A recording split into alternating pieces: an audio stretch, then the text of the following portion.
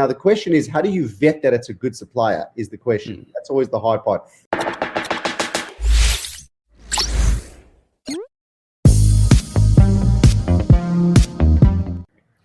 And just to unpack the Alibaba side just a bit, when you went into those 5 private label brands, how did you go about doing that? Because I think that is a big question of new sellers. When they want to start a brand, they don't have necessarily a path forward. They have the coaches, they have the courses. Everyone says like this is the cookie cutter method. But how did you go about doing that? Well, listen, I got lucky in that respect. My brother at the time was living in China. And he was sourcing products. Like that's what he did. He worked for a company, and he would be the guy who would be in charge of procurement and sourcing products in China.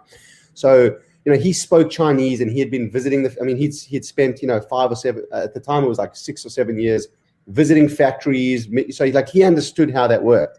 So of course for me it was easy. I just pick up the phone and say, hey, how do I do this? Yeah. And it was like, well, like go on Alibaba, let's find the product, and then let's contact the factory and make sure you do quality control, and make sure you get the thing compliance checked, and make sure you do it properly, and arrange the freight. And so he kind of helped guide me with the process.